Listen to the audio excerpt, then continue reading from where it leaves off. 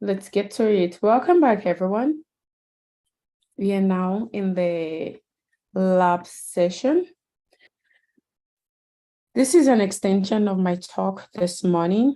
It's still on nonlinear modeling, generalization, regularization. The dataset we are using is the Spotify dataset that I mentioned. So once you download it, you need to load the dataset into your Colab directory.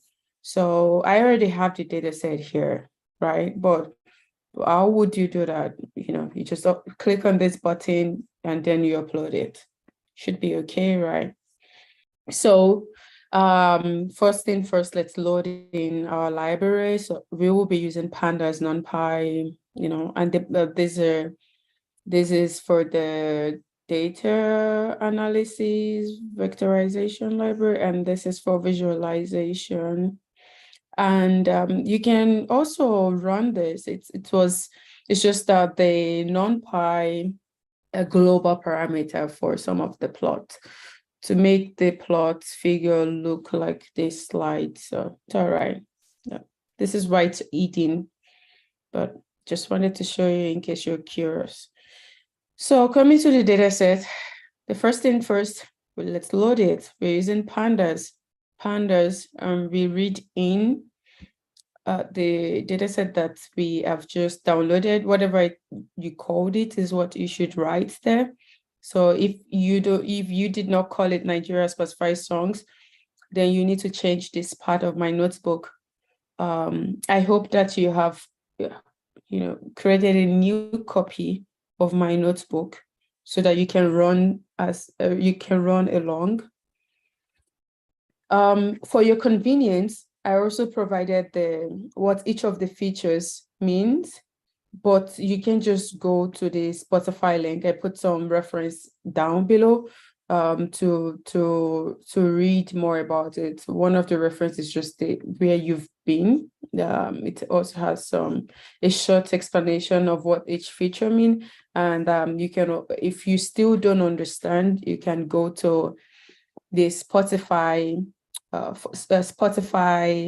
web API, which I linked below. So yeah, I linked it below the Spotify web API. Maybe it's useful to click on it since we are on the call. Let me just quickly, I didn't think ahead of time. I would have put it somewhere I could find it easily. Okay, yeah, this is it. Yeah, so if you click on this Spotify web API, you can see that it has Spotify has different API. Again, I must say they're very strict about the usage of the data. I didn't download this data from here, that, because we just saw it on the cargo dataset. But irrespective, it may be that this is not allowed according to their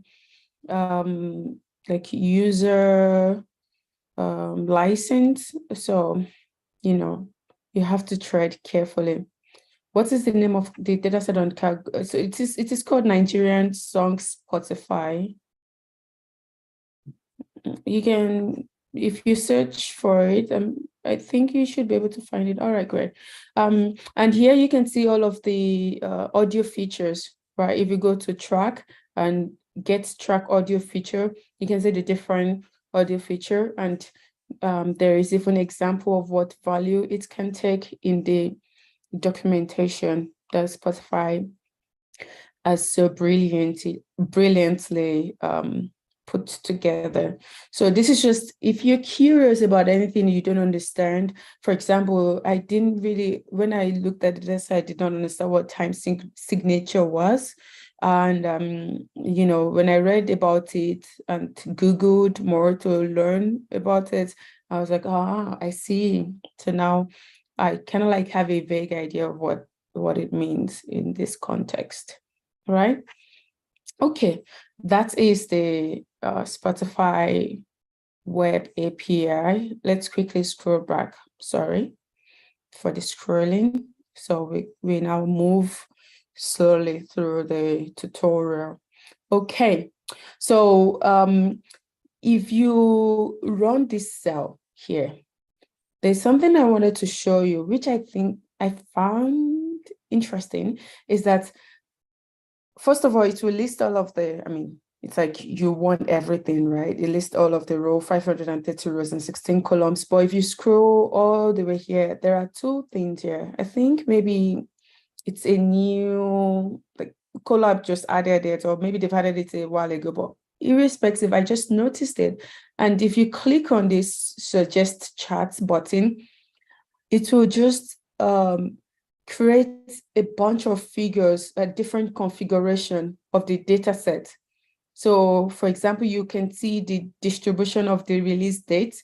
You see that we have a lot of, like, a few data that is between 2000 and 2005. And most of the data that we have is from, say, 2010 to 2020. You can keep going. You can keep going to the side. I think there is more. There should be more plots. Okay, yes. So this is another plot. The length, which is in milliseconds, like how long this song is. We have song that like maybe less than 2 minutes to song that are up to maybe 8 minutes or something like that.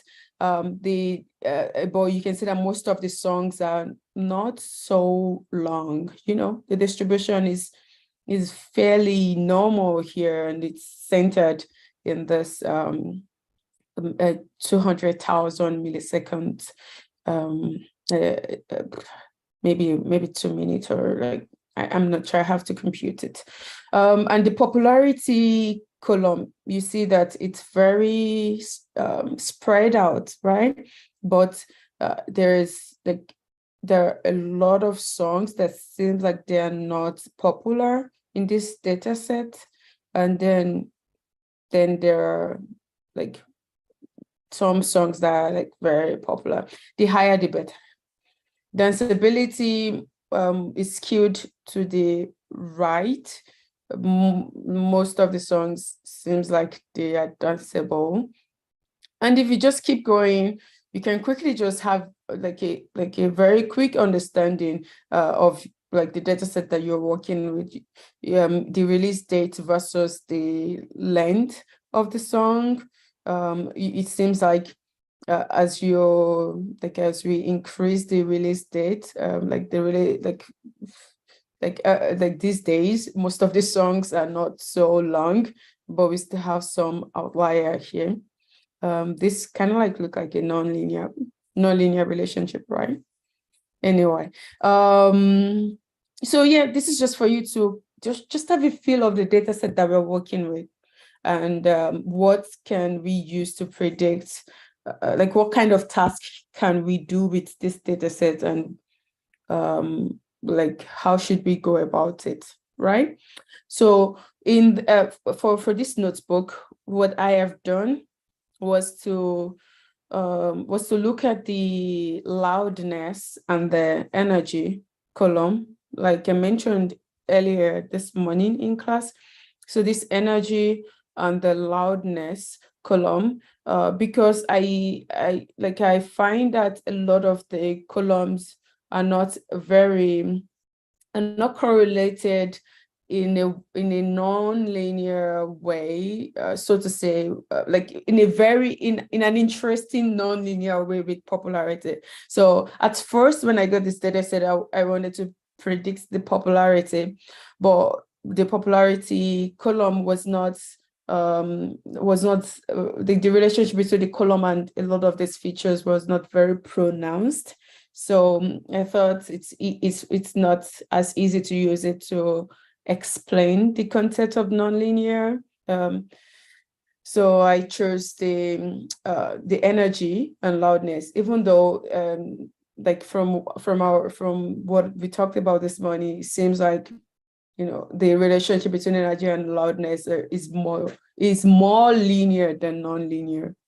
So it's not that long. It's not like very non-linear, where you can clearly see it's fairly linear. Like as you increase the energy, the loudness increases, which is something you would expect, because it's an attribute.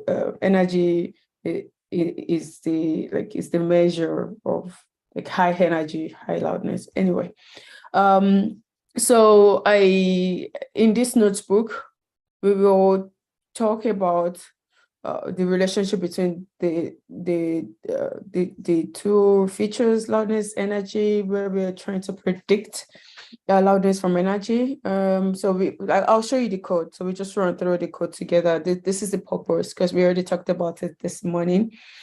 And then we will look at using more than one features to do the same prediction. And I hope that by the end of the tutorial, you can also try out more things, like what does the performance look like when you use other feature, maybe even the popularity, or even like when you try to augment this Spotify data with other data source, like what can be a good predictor of how popular a song would be. I mean, in my mind, it's like there are some artists, no matter what they put out there, people end up like, it's like it becomes popular at some point. Like, so it's not just about the song, but also the artist's popularity, I think, may have something to do with the song popularity. Maybe not so much. Maybe there's just something about the song that is popular that makes it popular, and the features, we can find more features to augment this.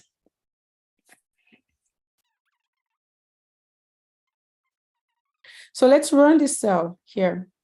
So we just have a data frame that only consists of energy and loudness.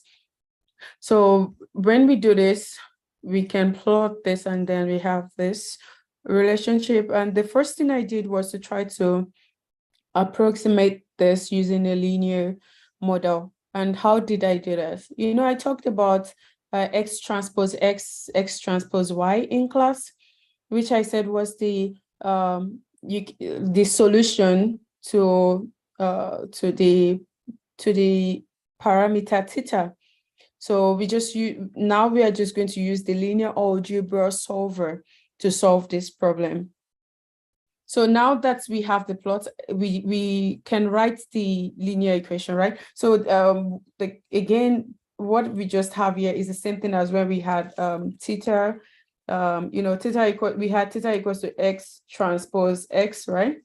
Then X transpose. By the way, this is called I'm using LaTeX to write this equation. It's okay if you don't know what that is. I know it because it's very important to know as a researcher. Otherwise, you cannot write, a researcher in computer science, you cannot write paper easily. So X transpose X inverse, then X it's X transpose Y, is it? No, it's X transpose Y, right? This was the formula. Remember this formula, right? So this is the same thing. Now we are just we now want to solve it like linear algebra. There are different ways to solve this, different ways to solve this problem. But there is a very handy function in NumPy called linear algebra solver, and that function just it solves any kind of linear, like any system of linear equation that can be written in the form like ax equals to b. As long as you can write it in the form ax equals to b, then you can use linear algebra solver. And so this if you look at this form, this equation here, you can see that you can write it in this form. So let me tell you the mapping so that you can see it. So in this this theta, if you rewrite this now, x, you can have something like x equals to A inverse B. Can you now see the relationship? So A becomes X transpose X, right? B becomes X transpose Y, and X is the theta we are looking for. Great, thank you. And then once you see this relationship, I mean, you can just write it as a, you can just write it, you can just put it inside the linear algebra solver and it will solve it for you. If you're curious about what this solver is, you can just like look at it on sklearn, which is what everyone does when you this is SciPy. I'm looking for, oh no, I said sklearn, NumPy rather. Sorry. You can just look at NumPy. So this is the NumPy linear algebra solver, and it explains to you how to use this this function here. So if you're ever unclear, just maybe go to the documentation or just Google it and find the right explanation for you. Because sometimes documentation can be very complete, but if you're just starting out, it just feels like a lot of information that you don't need right now. So we write that and then we can plot this. Just take this away. You don't need this. This is just to explain this. We can now, once we have the theta, right? We already have the solution. So we just want to plot the solution, what it looks like. And here, this is just saying that you want to, I just take 2 points to be able to plot that line. I need 1 point here and I need another point here. Are you seeing what I'm doing now? So I just chose 0 and 1 as 2 points. And then, so it's like, you just want to predict on 2 example and you multiply it, like theta 0 is the bias term. Remember, we've been talking about that. And then theta 1, oh, sorry. Yeah. Okay, sorry. Theta, the first one here, this first one is the weight, and the second one is the bias term. And let me show you what theta looks like so that it's not like I'm doing Ojoro here. You can see it yourself. So we've not run this, sorry. Let's first run it. So once we run this cell, right, let's now look at what theta is. So it should be just to value the weight and the bias. Remember, mx plus b or theta 1 plus theta 0. So b here is the bias. And I'm not lying because you can always read out the bias from the y-axis. It's also known as the intercept. And you can see that it's like -14 something. So this is definitely the bias. And this 12.13 is the weight. Is the weight that gave us this line in that direction. So if you change this weight, you will get another line. Okay, but right now this is the best kind of weight and bias we can have for this plot according to our solution. You know, we had a system of linear equation and we solved it. And the solver said that the best possible that we can get for this data is this line, right? Is that clear? Do you know what this art is doing? No. Okay, great. So the art is called dot product. It's just an easy way to write it. You can, the same thing that we wrote here, you can write it as, let's take it out. You can write it as NP the dot, it should be, yeah. you can see that, and now it's a dot product between A and B, and you do A, this is going to be like this. The answer should not change. It should be the same thing. So it's because it's a dot product. You can say that it's the same answer. So ACT is just an easy way to write the dot product. Do you know what dot product is? Okay. Now this one is another thing. It's just we did makes sense now, Taiwo. All right, thanks. So dot products is, I mean, it's just a way to multiply like a vector, two vectors together. If you want to multiply two matrices together or two vectors together, so inner product is called dot product. And I don't, I'm not saying too much now because we did linear algebra. Kenichi went through that part in his class, and I would recommend that you look at it. But just a quick example: if you have two like two vector, let's say 2 and 3. This is the first one, and the second one is, say, 4 and 5. If I do dot product between these two vector A equals to this, and vector B equals to this, can someone tell me what the dot product A dot B? Let's put this inside LaTeX. Can someone tell me what A dot B would be? Is this LaTeX in? Maybe not.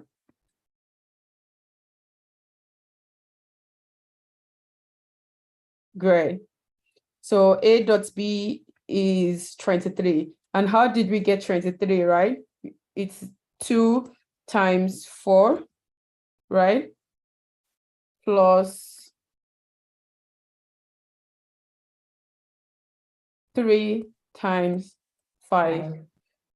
2 times 4 is what? 8. 3 times 5 is what? 15. Dot product, inner product. I just said it's inner product, right? 2 times 4, 3 times 5. This is the dot product between two vectors. But you can also have dot products between a vector and a matrix. So what you need to keep in mind when you start to multiply such is that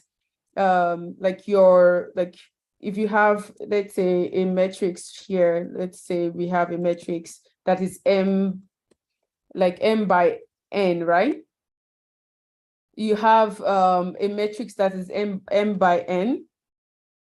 This matrix here, for A, let's say your new A. Now it's not the same A above. There's an A that is a matrix, so it's m by n, and you have a B that is a matrix with let's say n times k. If you dot A and B together, what would you get? What is the shape of that matrix that you would get?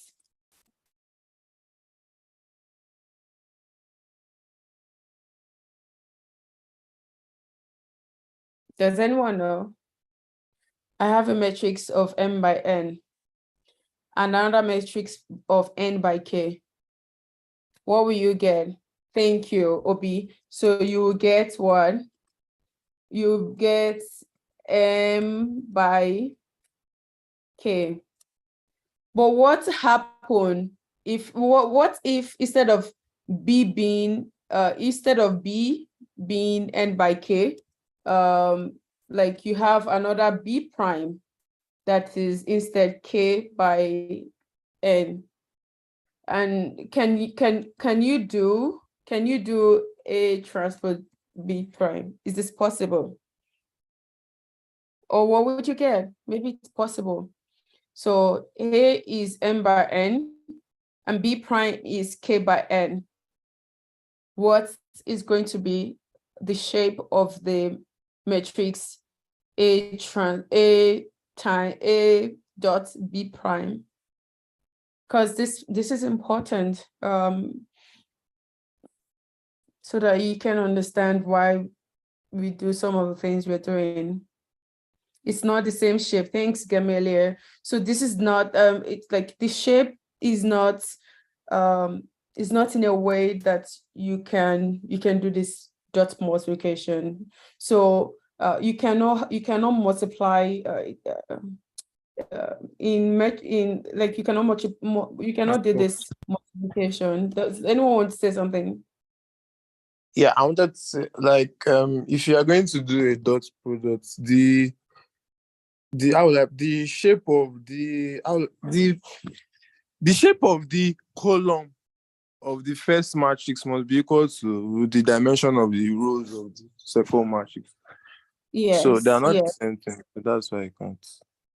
Thank you. So this is not possible. But how can we still do this thing? We want to do multiplication.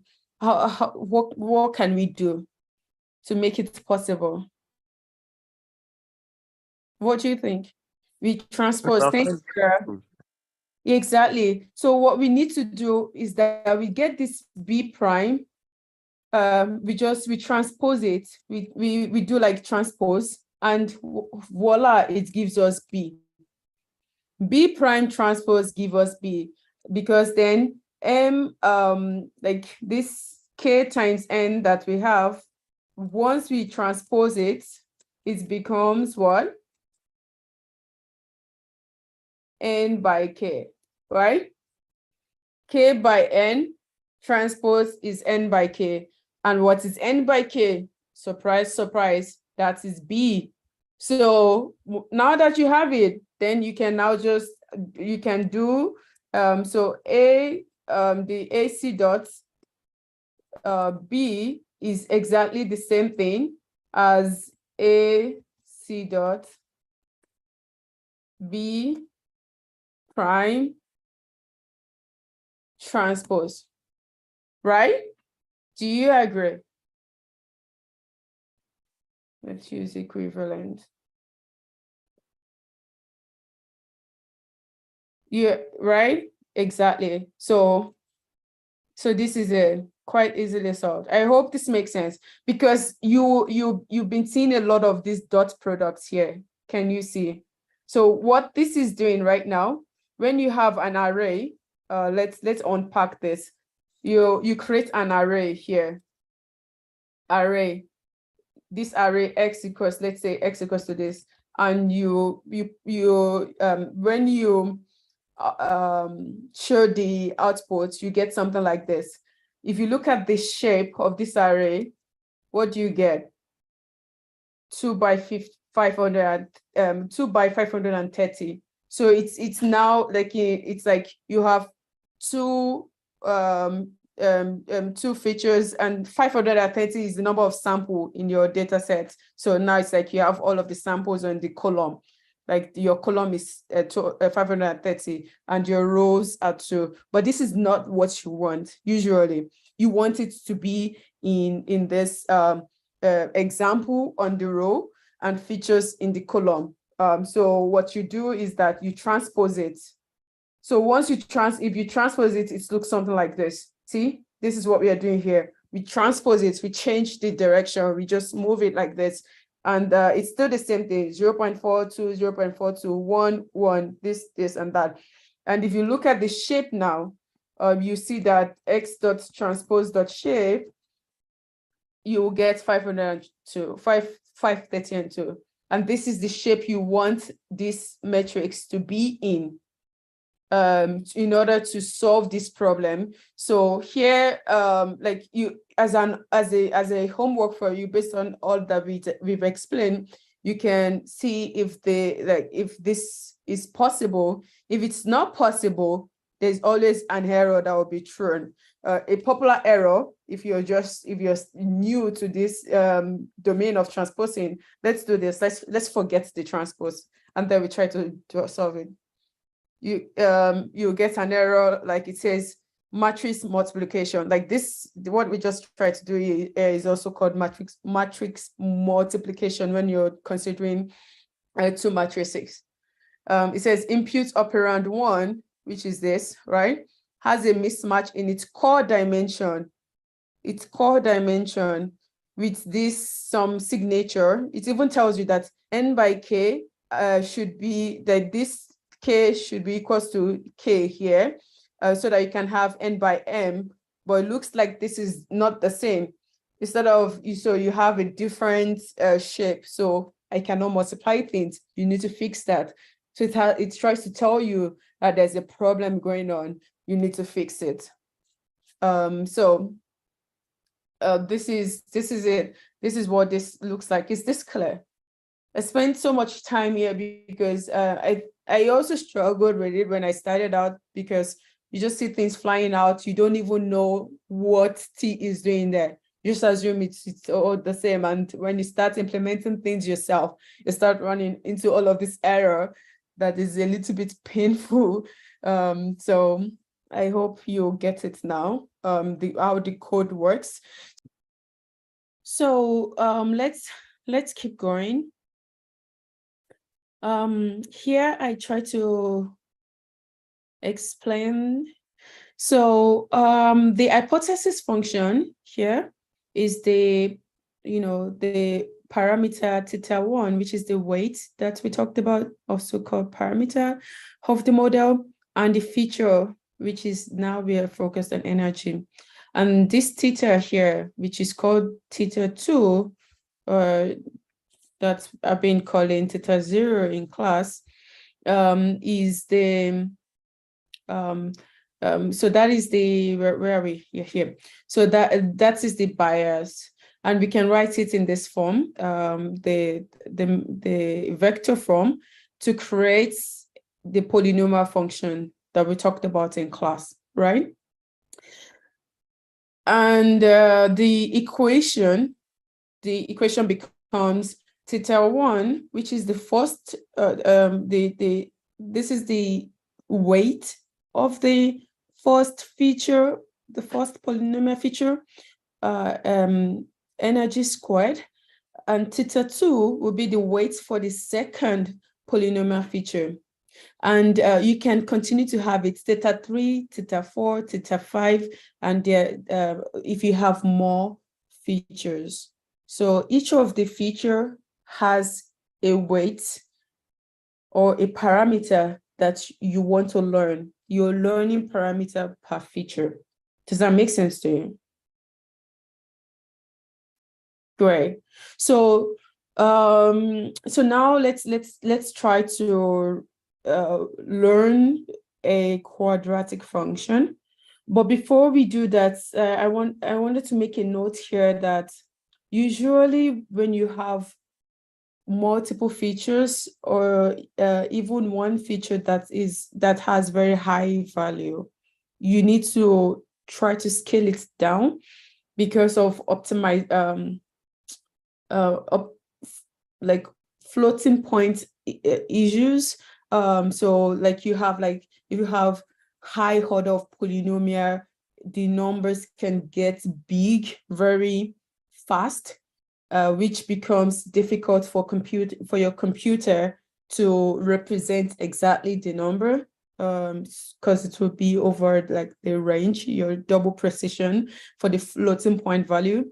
So to help your current hardware, computers, like we've gotten to a great point since when it was invented, but there's still just so much you can fit into the floating point. So we need to scale it down, like scale the feature down, so that we can have more room to explore. So one of the ways to scale the feature down is called min-max rescaling or normalization. And as the name suggests, it's that it tries to change your, like, whatever value that like the feature that you give to it, or the color or the vector, it tries to rescale it into to be between the minimum and the maximum that you have specified. a very popular way to do a very popular min max that people do is like minimum being 0, 0, 1 min max, or -1 to +1 range. So here the formula just shows how you draw it. So this is the new value you will get. This is your old value. You subtract the minimum of this your old value. Like here, this is a vector. So it's not a scalar. It's not just you don't just have one element. You have a vector, maybe like 2, 3, or 4. Then the minimum of that vector would be minimum of x, and then you subtract it, and then you divide by the maximum minus minimum. And this new vector that you get here would have a minimum of 0 and a maximum of 1. But in order to generalize this formula to have any like arbitrary range, which a could be like -1 to +1, or maybe -10 to +10, or maybe 2 to 5, any kind of range you want to scale your new vector to. This is a general way to do it, right? You can, if you try this formula yourself, write things down, have like an example, maybe 3 values, so that you can understand things, and then try to do it and see what you get. Then it makes sense. So I already explained this earlier to you about the linear solver, and this code here just does the min max rescaling implementation, where here I implemented it, and I also did the reverse implementation, so that we can go from x to x prime and x prime to x. And here I put a test to show that the implementation works. So if there is no error here, it means that the implementation works. I first min max it, and then I did the inverse min max. So, but this is not very relevant. It's just for knowledge sake, which I think is the purpose of the lab, to learn something new that you don't know before. So once we run this, now we need to create the polynomial feature, right? So that we can generate new polynomial feature and fit another model. For example, the quadratic model that we talked about. And to do that, again, we have like a very handy function, but we will unpack this. Here, I'm just giving the user the option of deciding whether or not they want to scale their input. So if you set this to true, it's true by default, but if you set it to false, then it's going to use x without scaling it. But if it is true, then we will scale it. After scaling it, this just creates that polynomial feature that we've been talking about. So let's take this and show, like, let's bring it here. Let's say we have x that is not scaled yet. Oh no, maybe we should even first let's show what min max. I mean, so that it's not just theory and I'm not just saying things. So we had x here, right? And if you do minimum of mean of x and max of x, I just use different notation for different things. You can also do x dot max. So the mean is 0.11 and the max is 0.95. If we do min max scaling, let's scale it. Min max, we just call the function x dot mean, and it will give you x prime, like a new x. This is a lazy coding thing to just show you. So min max x, if you like write it out, you get another value. It's just like your x, but a different kind of x. Okay, let's call it x prime. So x prime is min max, is this. And then let's look at the minimum for x prime and the maximum from x prime. What do we expect the minimum for x prime to be and the maximum for x prime? By the way, we didn't tell it the range. So the range, the default range that I put there is -1 to 1. So let's just be explicit. Minimum range is this. Maximum range is this. What do we expect, guys? B.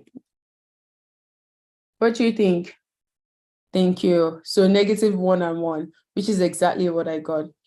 But what if I change this to 3 and 5? Let's see. Does it work? I expect that I will get 3 and 5. Let's run this. So see? So this just help you to rescale to any arbitrary value I want. And if you look at x prime, the values will change, but it's still the same as x, but it has just been rescaled differently, which is pretty cool, right? Anyway, so let's take the x, not the scaled version. I just want to show you what this would give you, in order to create this polynomial feature. It's very simple. We want to, let's say we want to create polynomial feature of degree 2. This is 2. And then we take the x, we just need to square it, and then we keep going. Oh, this is not good. So I mean, I know what it gave, but it's not easy. It's not good in terms of explaining what I wanted to explain. So what I would do is get a small version of x, like x2, so that you can see what happened there. Okay, so we are just focusing on 2 values for now. So when you do this, what do you think would happen? Anyone? What will I get? No, actually 2 is too much. 1. What would happen? What do you think would happen? So we right here we are using a list comprehension. We did that in week 0 when we did introduction to Python. List comprehension. What we wrote here can be written also as just a regular for loop. You say something like output equals to this, and then you say for high in range of degree -1, right? Output dot append high x of 1 y, right? Oh no, not square, high. So this 3 line of code is this 1 line of code. So it's just like when people sometimes write notebook, like depending on how sophisticated they are as a programmer, they use like the shortcut technique, because why not? Okay, someone said it gives the power of x from 2 to 0. This is true. This is true. So you expect to get 3 values, right? Like now, are we going to get 3 values? 0.42, 0.42 square, and 1. This is what I think we'll get. Do you agree? You're going to get the power of that, like the value of x. You're going to get the power for 0, 1, and 2.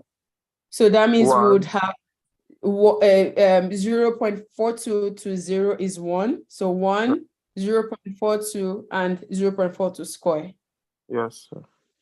Great. This is correct. This is exactly what we will get. See? So this is raised to 2. I mean, because we are starting from 2, is like 2, 1, 0. How we've constructed the matrix. X square, x1, x0, x raised to power 0. So just generalize this idea, this like from one scalar value to having a vector. This is exactly what we're doing. So now we do the same thing, but now we just have a vector. and we transpose it so that we can have the vector be in the form of m by n. So if we run this code here, just put it out here and run it, you will get 3 columns. So now you have 2 features. Before you had 1 feature, right? Just the energy feature. If you remember, before you had, so this is it. Sorry, this is it. You only had this feature. Let's look at X. Let me put it in a way that we can see it like -1, 1, right? -1, 1. Yes, -1, 1.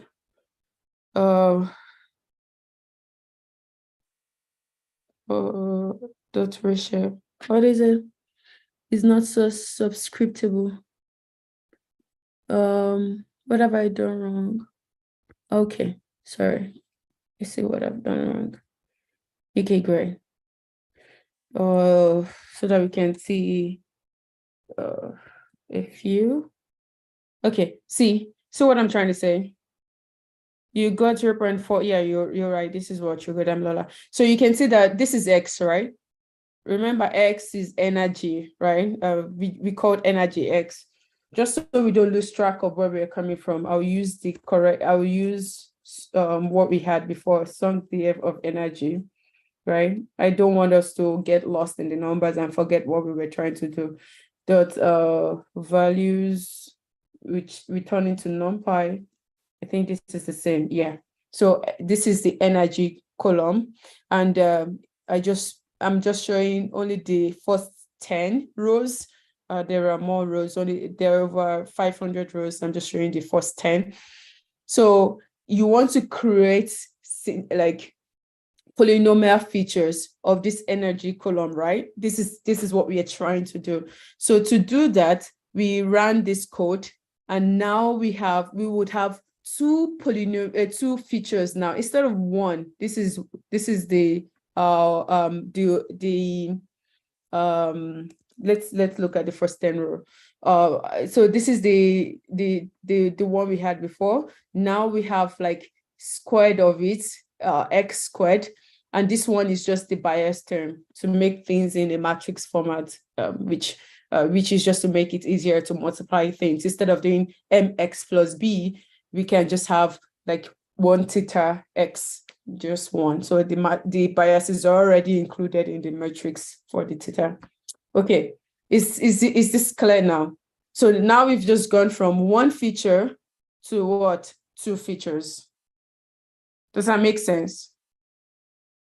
So this is the idea. So once we have that, this is what the polynomial feature does.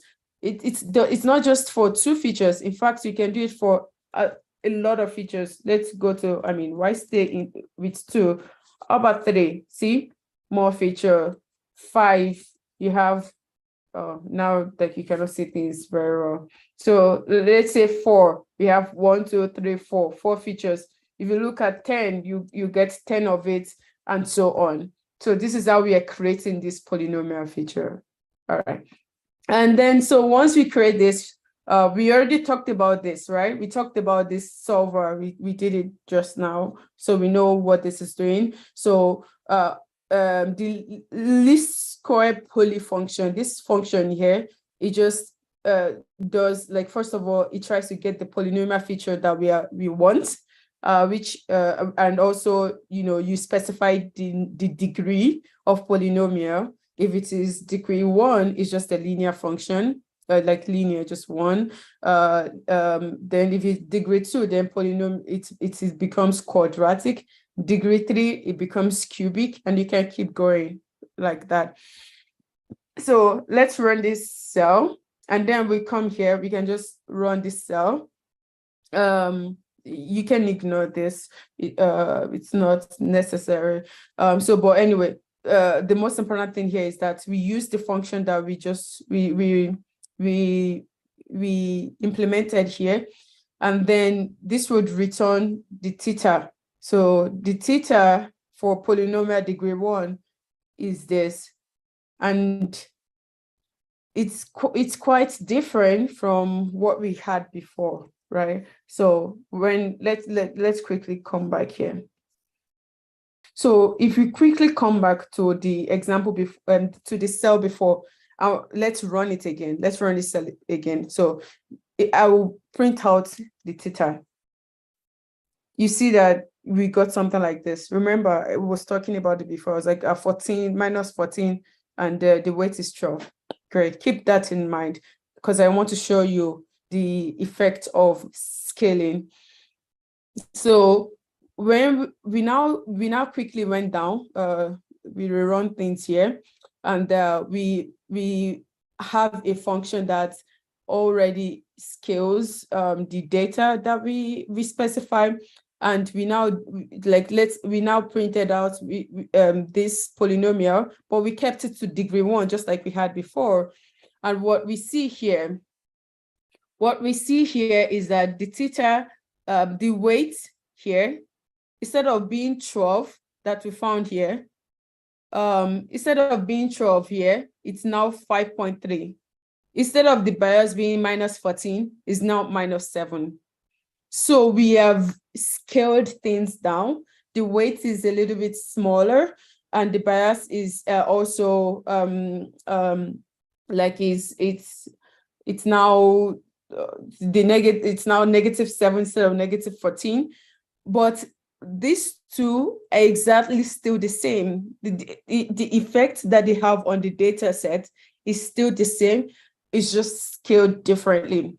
And to show you what what I'm trying to say is correct, you can look at the minimum for this for this data here, this x here. The minimum value is -1. Remember, this is what we did. The minimum value is -1, and the maximum value is +1. So you can just multiply, just take the minimum value and try to multiply by -1 times 5.3, and then plus it. What I'm doing here is just like mx plus b. So if you do this, b is -7.7, right? And then m is this. And then if you do, and x now is -1, right? If you run this code here, it will give you -12.83. So for the previous data, the minimum value was 0.11. Take the theta, also the same thing, do the same mx plus b. If you run it, you get -12. I mean, there's some precision thing going on here, like 442, 5, 6, 7, 9, and this is just 443. But this and this are the same. Does that make sense? Just showing you the effect of scaling. That is still the same solution we arrived at, but it's just scaled differently. Is that clear? Yes, thanks. Okay, then we can, I mean, you can go through this based on all the explanation that I've given so far. It should be easy to understand what's going on here. So if you run this function is just to help us plot, put the plots in a function so that we can easily test things. So when we do this for degree 1, it's the same as we've seen before. So we can keep just realized I wrote polynomial. Polynomial. Oh my God, is that what was on the slide? No, I commented it out. Polynomial. So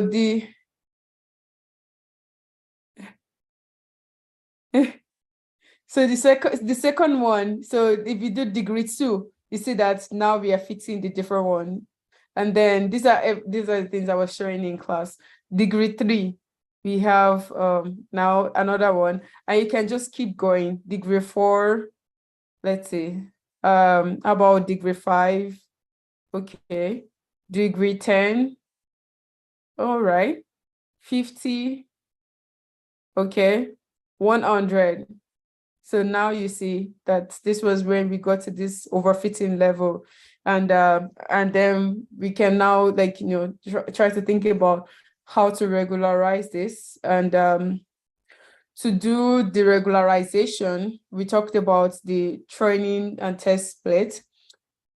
So now let's move into the train test split that we talked about earlier today, which is just because we need to be able to understand how good our model is on unseen data. So now we've been saying that we said that this model overfitted, but we really don't know. I mean, as far as we can tell, this is the best possible curve that we can have on this data.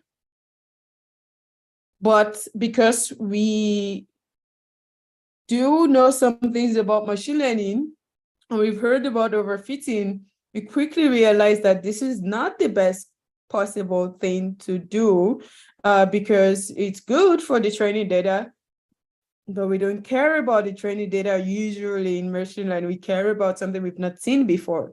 So in order to create that scenario where we have something we've not seen before, we need to be able to do like a holdout or test split or validation split in whichever camp you belong. But here we'll talk about, we call it holdout or test split for now. And the process of doing this is called cross-validation. And the most popular split that people do is the 70-30 split, which is 70% of your entire data goes to the training set, and the 30% goes to the holdout test set. So the simplest way we can do this is just that we need to select some point randomly in our training set and say, oh, all you people, you belong to the train, or the other points you belong to the test. Why is it important to do it randomly? I didn't talk about this in the morning, but it's an interesting thing to think about. Let me show you what I'm asking you.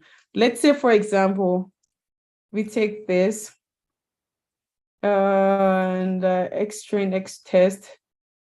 I'm going to quickly make this synthetic now so that I can ask you a question about it.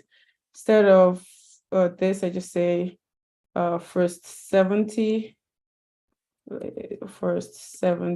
who cares?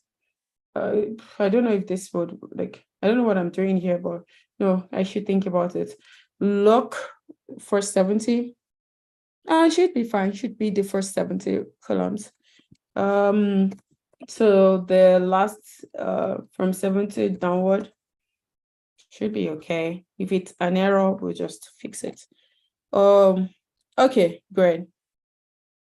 Up to 70, X test, Y test, train data, and the test data.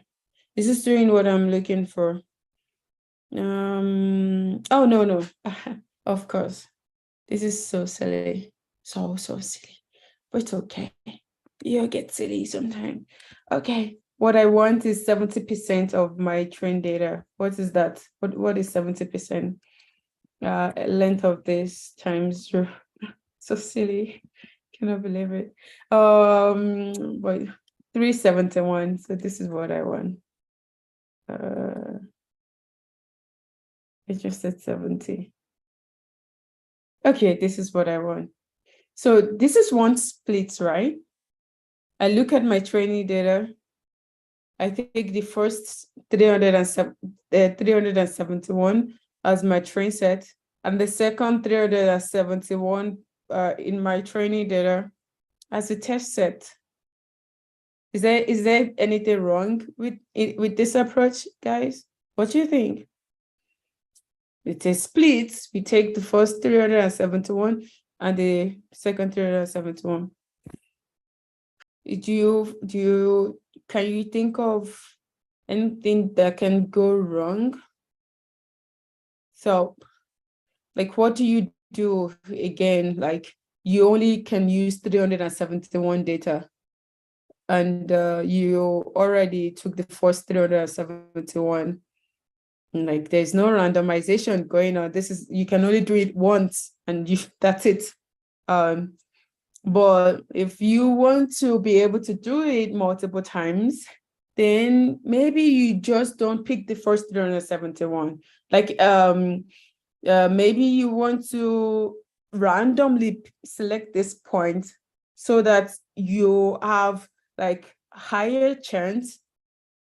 You don't get to examine thank you, Dolamu. So you don't get to examine the data properly for validation. So you just took a subset. So another thing that could go wrong is if you have a data collection process that has not been shuffled at all. Like, data comes in a stream, the first data, the second data, the third data, and this is how you collected it in your spreadsheet.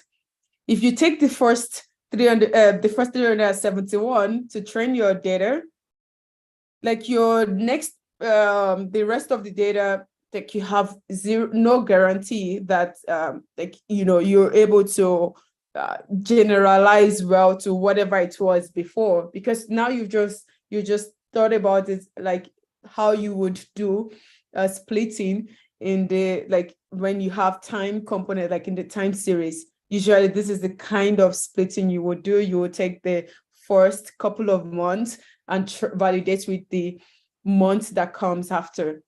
But in general machine learning process that you have like a static data set, like you don't want to do that. You want to learn from everything in your distribution, not like some first 30, like you have no idea what's going on. So it's what you usually do is you randomize the process. The splitting is done randomly so that everyone gets equal chance of being selected to some extent. So this is why what we're trying to do. We are trying to create this randomness so that we get the same results everywhere. Like whoever is running this cell get the same result as I'm going to show now. We put this seed here. This random seed is just to make sure that the result is reproducible. Otherwise, if I don't have the seed, what I get as the subset here will be different from what you get wherever you are, depending on whichever hardware you run it on, because you'll be using different kinds of seeds. So, but if we all fix it, now we can use the same seed to generate this randomness. So and then the next thing is that we use the non-pi permutation, which what it does is just that it gives you a random integer within the range that you have specified, right? So let's get this out. Let's say we want to get permutation of 10. So it gives you 10 data that are random permutation of 10 data, and between 0 and 10, I believe. Yes. So you see that everything here is between 0 and 10, but it's different from if you did np.a range, let's say a range 10. See, you get ordered 0, 1, 2, up to 9. But if you do permutation, you're saying that you want this range, but I want you to permutate it. So every time I run this, I get a different order. Just pay attention. Now the first value is 6. Run it again. The first value is 7. The last one is 9. Run it again. The first value is 2. The last one is 7. If you keep running it, you keep getting different results. But if you want to make sure that you get the same result every time, you seed it. Run it, you get 815. Run it 1 million times, it will not change. It's the same thing that you always get. So because it's now seeded. Thank you. It shuffles the list properly. This is the right terminology, shuffling. You have a list. This is a list. And you want to be able to shuffle it, how you shuffle cards. And permutation help you shuffle it. So you don't have two joker in the same, like, that follow each other. Shuffling. So it does shuffle. NumPy also has a, like, a, what's it called? A function that is called shuffle, I believe. Okay, so once you have this shuffled list, let's use that word. Thanks to Lamu. Brilliant. So once we have the shuffled list, we can now just select the first 70%. Remember when I did this calculation, this was like 371, right? We do the first 70% and then we put it in the train set. And the last 30%, we put it, as we call it, the index, like IDX, index of the train. This is now the index of the test. So instead of just naively choosing, as we have done here, the first 337, we do a little bit, we be a little bit more, we do it a little bit smartly. So we just put all of the index here. Like pandas is pretty cool in the sense that if you specify the different index that you want in this ilog, it just gets you the data with that index. So that's really nice. So we just give it all of the index and it's retrieved the data set that has the index for us. And when we run this, and if we print out our X train, we will get, actually, before we do that, I just want you to see that we have different index. So look at that. So the index that we are choosing is this. You can see that it's like 140. And if you look at X train, you should have 140 as the first one. Oh, so 140, 398, 140, 398, 6, 334, 322. So it just retrieved whatever you give it. This is the job. If you print the length of this, you already know that this is like 371 to the train and 159 to the test set. And we can plot this to see what it looks like. We can see that we have different, more like a random selection of the test, and the test's data point and the train data point, unlike here, where a lot of them are like skewed here. Some of them are like here. Okay, is this clear? So we can move on. So we can move on to the next step, which is to now compute the mean squared error of our model. So we will use this training set that we've just set aside to train a model, and then we use the test set to validate the model, or to compute the mean squared error, so that we can measure the generalization gap. So here I have implemented a function that just does mean squared error, which is just the difference, right, between the predicted target Y value and the true target. And we square all of this error, this difference, and then we get the mean of it across all of the data sets. So run this cell here.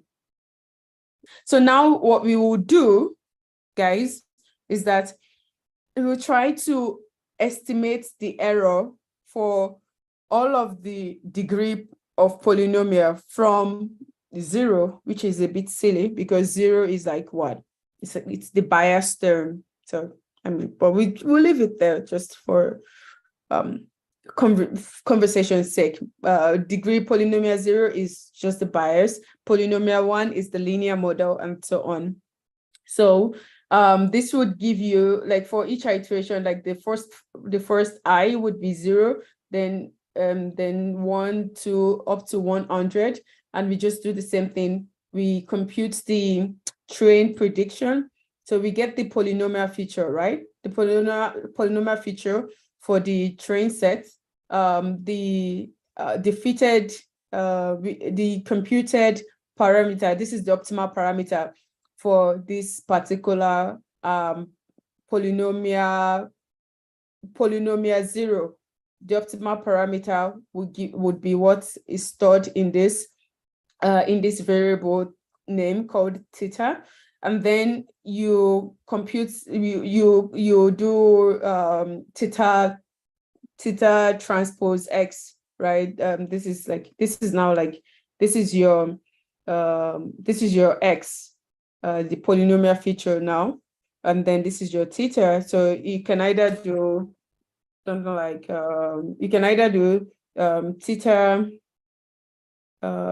theta transpose x if we were writing it in,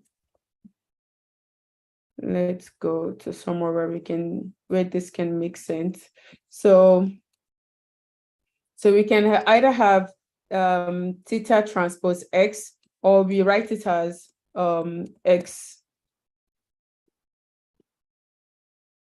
theta. It's the same thing, as long as the dimension match, like we talked about before. So we are doing the second one, which is x theta. And then we also and this would be our hypothesis function, which is also called prediction, right? So this would be the h theta that we've seen in class. So our h theta is this predicted value. Predicted y is this, what we are predicting. So our train prediction, our test prediction, we compute the mean squared error. Remember, mean squared error is just here, a prediction minus true value. So this will give you one value. This is the error for this particular I. You append it to your list that you've created, initialized up here. You do the same for your test set. You append it, and then you do that n time. Once you have that, you will get a list of how many samples. Does anyone know? What will be the length of this list? So it's going to be 100, because we said we want to do it 100 times. So once we do that, we can just run the cell, right? Until we have the training error is going down and the test error is going up. By the way, did you notice that I'm using like log scale? Let me remove log scale. If you do plot, right? Then this would be non-log. You can see that it's like this. It's very hard to see the tested because of this spikiness going on here, which I'll talk about in a moment. But so the log scale help you like see the effect. It makes it much more dramatic if you put it that way. So always pay attention to this y value because it shows like what you're saying, or like what happened. So you can see here that the train error keeps going down. In fact, let's just look at the train alone for now. So we can see that it keeps going down. Let's be dramatic again.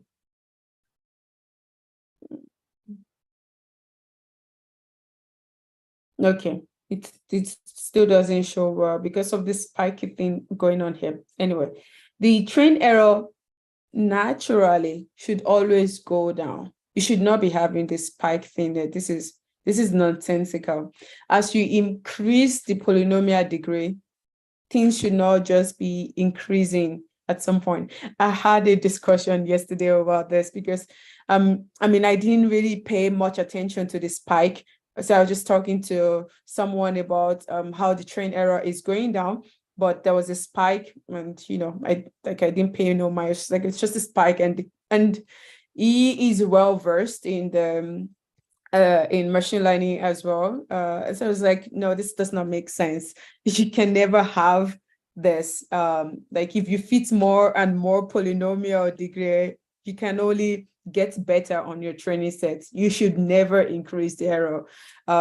So we started like thinking about, so why did this happen? So we you ran another implementation using another like method, instead of using the X transpose X, our, what's it called, our least square solution that we specified earlier. He decided to use like the NumPy function that was already provided, that has taken into consideration any possible problem that you can have. And lo and behold, the train error was just going down. I did not see any spike. I was like, I know this does not make sense. Why do I have spike? And I got obsessive. It's like, why is there spike? I don't want spike. I need explanation. So I kept reading about it, and so it seems like it's because of the precision. So the method that we are using to calculate this theta has a floating point precision issue at some point, whereby the computer, I mentioned before, the floating point just explode, and then it causes this spike, and then it does not explode. So it just, this is good to know, because it could be a good question. It's like, do you ever get to a point, like, if you fit polynomial degree, as you increase the polynomial degree, does your training error ever increases? And the answer is no, because mathematically, as you increase the complexity of your model, you should always reduce your error on your training set. On your holdout set, you will end up having like a larger error because of the generalization gap. But on your training set, it's always fits more and more and get better. So I hope that makes sense. I had it as a quiz in the class, but we didn't really talk about it because there was no time. Okay, great. So now we have this like wiggly thing going on in the test set, right? That we said that the generalization gap is huge because we are overfitting. So like it looks like the best solution for our energy loudness prediction, our toy task, is that we should just use a linear model, right? It looks like it's like just choosing polynomial degree of 1, which is just a linear model, is the best for on the holdout set. Okay, so let's keep going. So now that we know how to do this, the next thing we talked about, we can look at the theta, right? The theta value, we talked about it in class. Again, why there are spikes as we increase the polynomial degree. So the reason why there are spikes right now is just because of the floating point precision issue, based on the implementation that we used. If we change the implementation, for example, if we use a pseudo inverse, you can do that yourself, where I tested that out. It gets rid of all of the spike just by changing the implementation. It gets rid of that. At least this is what I found out so far. You may be doing more research and find out that there's actually more more to it. But from my exploration and trying to understand this problem so far, I figured that if you change let me quickly copy this down.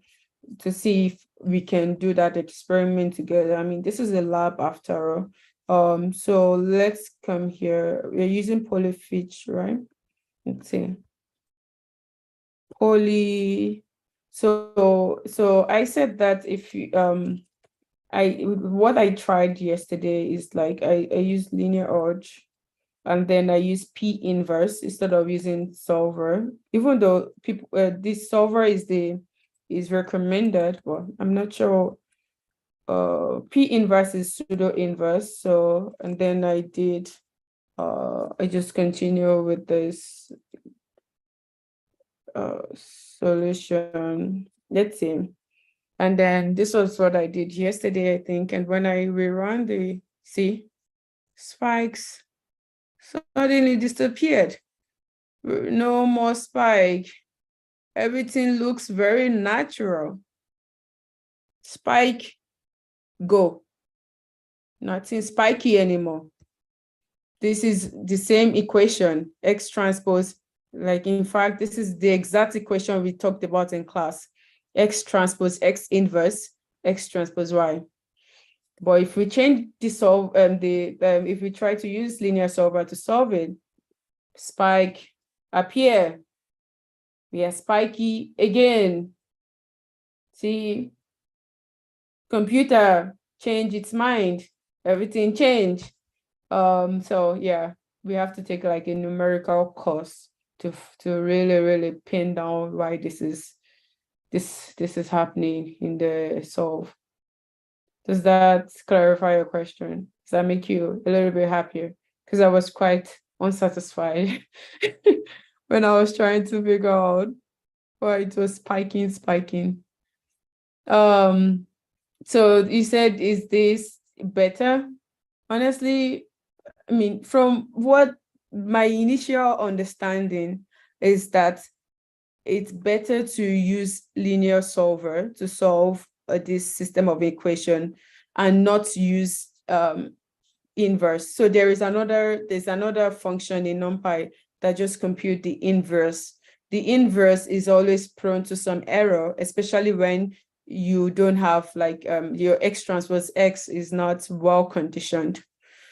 So, but pseudo inverse make it possible to still be able to compute the inverse even if you don't have a full rank. So I think pseudo inverse is good, and a lot of implementation uses it, but I cannot say that like it's better to use this approach than this approach. I don't know, because like solve is usually the most used approach. I just figured now that this is happening, and I really don't know.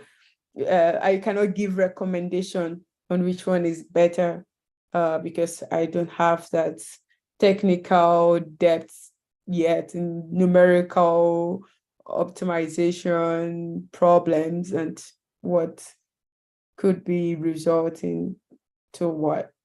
Is that just to answer your question? Sorry. I don't know how to give you a recommendation because still trying to figure it out myself. Is that okay? All right. So where were we? All right. So yeah. So how do we regularize? Let's come back to regularize. We're almost at the end of the class, by the way. It's okay. Like a lot of the rest of my things here are for you to just explore. My most important goal is that you understand enough for you to be able to change things in this collab yourself and explore it a bit more. I hope this is the case. If not, I need to do better. Okay, so let's look at the polynomial regression and then the lambda here. You remember that we did solve this. We also solved it, but not in class. I kind of like gave you that as an assignment, but it's very simple. The solution for the polynomial that we gave, what did I say? Polynomial, the regularized least regression solution that we talked about in class. The solution is very related to that of the unregularized version. So it's only just have something like, let's see. So we had plus this lambda, right? Lambda high in it. This was it. So we only have this part. We lambda. I don't know. Did I miss something? Okay, so we only have this part, right? And then we still have the inverse. So this is, I mentioned this earlier, this is just LaTeX to be able to write formulas. And I use it a lot because for work, we use LaTeX. Sorry, I said this is LaTeX. This is, yeah, it's LaTeX. We use something called overlay to write LaTeX, overlay. So if you Google it, so it's a, sorry, it's now showing my overlay. I did not want to show that before. So if you click on overlay, so overlay here, you can write LaTeX formula. You can also have it on your computer, but usually people use overlay on the web to write papers and any other thing that makes it easier for you. Okay, so yeah, in case you're just curious, this is overlay. And I also did the same for most of this slide. There I use the online version where it's called LaTeX It's. And one thing that I found useful is like when I forget anything in LaTeX, I know what the symbol should look like, but I cannot remember how to write it. So there is something where you can draw LaTeX and it'll tell you what the symbol should be like. It's called Detexify. So let's say I wanted to lambda. I don't know what lambda is. I just draw the lambda. So it shows you option. So you can say the name is lambda. So if you want times, I don't know what it's called. So you can decide which of this are you looking for. This is times. So you can use it to learn how to write LaTeX if you're curious about LaTeX. Anyway, I like this too because sometimes I just forget what it's called, and then instead of trying to like Google the name, I just write it out, right? I'm glad you find it interesting to learn about. Okay, so let's come back to here. So this is exactly what we wrote here. We have X transpose X, right? Plus lambda. And this I here is just like np.I. Does anyone know what np.I does? Yeah, it's like, you know, one of those things that experience teaches you, right? When you do something all the time, it just becomes like second nature to you. Like if you want to convey any piece of information, you need to be able to write it out. Identity metrics. Yes, the language identity metrics. So if you want to create an identity, what is an identity? What is an identity metrics? So identity metrics, right? So okay, now it looks like I'm just flexing my latest skill, but it's actually just so easy to it's easier to explain it here. So let's see, do B metrics, identity metrics, right? If I can remember how to write this is in LaTeX. So identity metrics would say that I think we can have, is this correct, right? Okay, I don't know. We can have 1, 0, right? And 0, is this correct? 1. See, it looks like, oh, I'm missing something. Okay, it looks like it's all right. Let's space it out a little bit. I don't know. Maybe there's a bit better way to do this. Okay, so identity metrics just gives you 1 in the zeros on the diagonal. Is it zeros on the diagonal? Do zeros on off diagonal, channel, right? Or have I forgotten identity metrics? Should be 1 in the diagonal and zeros in off diagonal. I think this should, I mean, not I think, should be a bit strange, but don't let me boast. Imagine I said, I'm pretty sure this is the idea. I was like, oh shit. So that my supervisor don't collect his money again, so that you're not ready for PhD, please. Yeah, one's in the gap. Just kidding. Yeah, you can see. So you have 1 in the diagonal and 0 in the off diagonal. So this is identity matrix. And you can build this like 3, right? So you just keep going 1 0 0 0 1 0, like then you have a 0, like there's probably a better way to do this thing. I haven't thought about doing this matrix. Doesn't look the nicest. 0 0 1, and then something like that. Let's space it out a bit more so it looks nice. So this is an identity matrix, right? Is that correct? Yeah, great. So we create this identity matrix. Why? Because we want this lambda so that we can do this like we can do the matrix addition together, right? Because lambda is a scalar value. It's just like one thing, maybe like lambda of 10. So you can have like on the identity, you have 10. And when you sum it with this X transpose X, it just sums only the only the each of the features, because without trying to touch the rest of the like other features that you don't care about. Anyway, this is my explanation. Like you can go in depth if I say something that I'm not sure about. Okay, let's keep going. So we do the same thing here, and then we can have polynomial. I think we are now on time. Okay, great. This is amazing. So once we do this and we set this to 1, right? Then the problem becomes very simple. We just move from a problem that looks like what was it before? That looks like this, right? To a problem that looks like this, which is pretty cool. If you ask me, it's pretty cool, I think. And then you can keep going. This is like if you won't become much more strict, you penalize it by increasing the lambda to 10, and then you do it to like 1,000. But then now it looks like you're just fitting the bias. See, you're just having this one straight line. This is not good. Anyway, so this is you can look at the effect of like regularizing, right?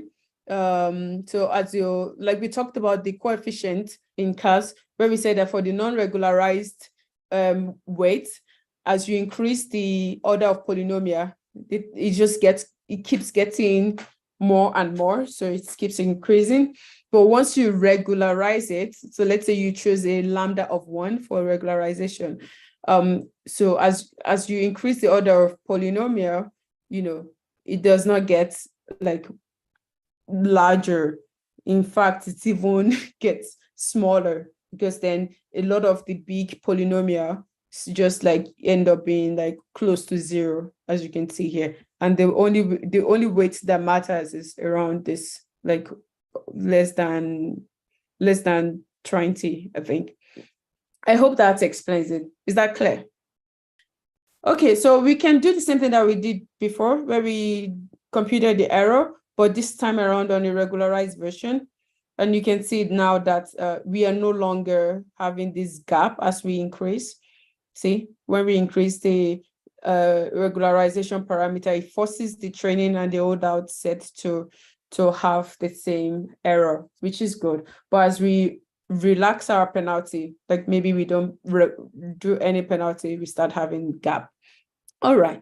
Okay, so this is it. I think this is the most the critical part of the tutorial. The rest, I'm just going to tell you what it is, and if you're curious, you can go do more. So in the RBF part, I was showing you how to create Albrecht feature, like the Gaussian, and you can play around with this. Like, when you have a Gaussian with bandwidth or like the variance of 5, it's bigger. If we keep going, I don't want to do much here, so because we're already over time. So this was like with variance of Gaussian of 0, like mean of 0, variance of 5. If you change it to variance of 15, it's just spreads out more variance and so on. Anyway, so you can also just like plot a lot of them, like with different mean, which is what is going on here. You can now use this idea to train an RBF, which is what is here. So you're still doing linear regression, but now you have another feature, a different feature, which is the RBF feature that you got from the RBF. No, it's no longer polynomial feature. It's now the RBF. And then you can see like this is the fit when you use 10 of those Gaussians that we have here, when you use 10. But when you increase it to 100, it starts to overfit. And then you can also you can also regularize it. I did not put that here, but you can also regularize it. And I also showed you how to do k-fold cross validation by just using the sklearn k-fold. Then you can have different splits and you can just train your model, and you can see like visualize what the different splits looks like. And once you train your model and you get the error, you can try to see like the distribution of the error for your test and for your train. So usually when you use k-fold validation, you can just get the mean of this error would be the error that you assume for your particular setting. The mean of the test error, not the train error. Anyway, yeah, so I think this is like the rest of the slide is the rest of the notebook is just now more like asking you to think a little bit. You can ignore this part. It's just like some plots for the slides. So this one here is like what happens when we try to use more than one variable. So we've been using the energy variable, energy, just one. So what happened when we try to not go beyond energy, which gives us a mean squared error of 2.69, to add, say, danceability. So this does not seem to reduce our mean squared error. Maybe it's not a good feature, but we can keep going. We can say, no, how about we just add acoustic? Oh, 2.6, no, maybe not. Okay, maybe we can add instrumentalness. Is that a good feature for loudness? Maybe not. So we can keep going and then, or even add more. Like nothing is stopping us. Let's add like all of this, whatever we can think of, and then use all these variables to train. And we can even create a polynomial feature of them. So we don't have to just use the default one. I mean, it's boring if we just use it. We just learned about polynomial feature, right? So we can just wrap that in like the X train that we have now, which if you look at it, it should be by 4. I think it should be as simple as just wrap it in maybe like something like this. What did we call it? Polynomial, not RBF. Polynomial feature, right? I think it should be okay. Yeah, so you can just wrap this into polynomial feature. So your 10 will become this 11, and so I think now you have to reshape it, right? Reshape to be 371. So you collapse everything. So now you have 44 features. You just massively change this feature space. So like instead of fitting with your X train, you just fit with you change it. Let's see, I don't know what this will give because I've not done it before. I've not done it before this class. So 4 features, let's keep this in mind. Let's see if it's actually better.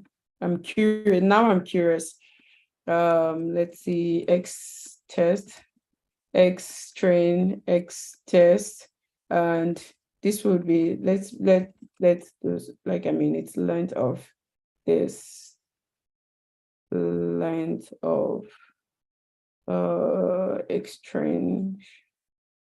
Oh, I think should be okay. Let's see.